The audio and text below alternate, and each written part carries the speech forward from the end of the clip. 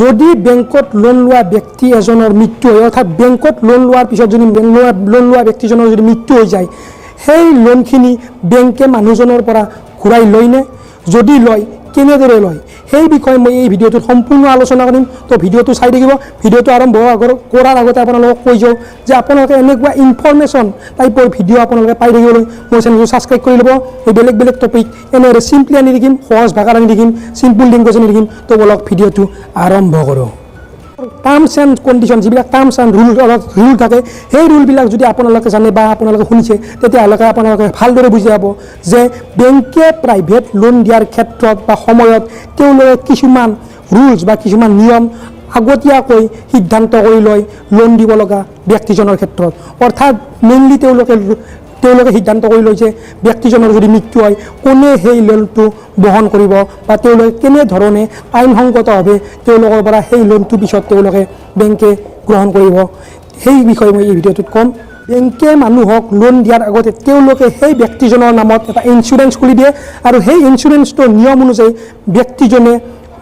মাহিলী হিচাপত বা সাপ্তাহিক হিচাপত প্ৰিমিয়াম দি থাকিব লাগে অৰ্থাৎ মানুহজনে যদি আকস্মিকভাৱে মৃত্যু হৈ যায় সেই লোনখিনি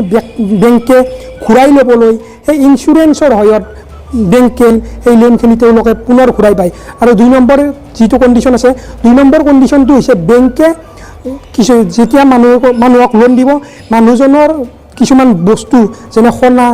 কিছুমান প্ৰপাৰ্টি তেওঁলোকে বেংকৰ নামত বন্ধকি ৰাখি দিয়ে অৰ্থাৎ বেংকে মানুহজনৰ নামত কিছুমান বন্ধকি ৰাখি দিয়ে অৰ্থাৎ মানুহজনৰ যদি আকস্মিকভাৱে মৃত্যু হৈ যায় বেংকে সেই প্ৰপাৰ্টিখিনি মানুহজনৰ প্ৰপাৰ্টিখিনি বিক্ৰী কৰি তেওঁলোকৰ যি লোনৰ পৰিমাণ আছিল যি লোনৰ এমাউণ্ট আছিল সেই লোনৰ এমাউণ্টখিনি তেওঁলোকে ঘূৰাই ল'ব আৰু 3 নম্বৰ কণ্ডিশ্যনটো হৈছে এইটো হৈছে আপোনালোকৰ ডেঞ্জাৰ কণ্ডিশ্যন যিটো কণ্ডিশ্যন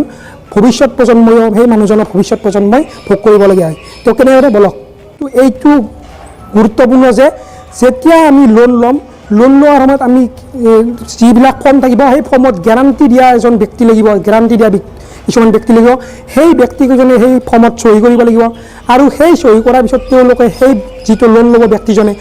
সেই লোন লোৱা ব্যক্তিজনৰ লগত সম্পৰ্কিত হৈ যাব যাৰ ফলত লোন লোৱা মেইন ব্যক্তিজন মৃত্যু হোৱাৰ পিছত সেই যিবিলাক গেৰাণ্টি দিয়া যিকেইজন ব্যক্তি থাকিব সেই ব্যক্তিকেইজনে মানুহজনৰ মৃত্যুৰ পিছত সেই লোনটো বহন কৰিব লাগিব আৰু নম্বৰ 2 হৈছে কোএপ্লিকেণ্ট অৰ্থাৎ বেংকত লোনৰ বাবে এপ্লাই কৰাৰ ক্ষেত্ৰত যি আৰু কোএপ্লিকেণ্ট সহযোগী যেনে ৱাইফ ধৰক ৱাইফে ল'লে হাজবেণ্ড হ'ব হাজবেণ্ডে লৈ ৱাইফ হ'ব মাক হ'ব দেউতা হ'ব তেনেদৰে অৰ্থাৎ পুত্ৰ হ'ব জীয়েক হ'ব অৰ্থাৎ যিবিলাক কোএপ্লিকেণ্ট থাকে সেই কোএপ্লিকেণ্টবিলাক মেইন লোন লোৱা ব্যক্তিজনৰ মৃত্যু হোৱাৰ পিছত সেই কোএপ্লিকেণ্টে তেওঁলোকৰ যি মেইন মানুহজনে লোন লৈছিল সেই লোনটো বহন কৰিব লাগিব আৰু 3 নম্বৰ কণ্ডিশ্যনটো হৈছে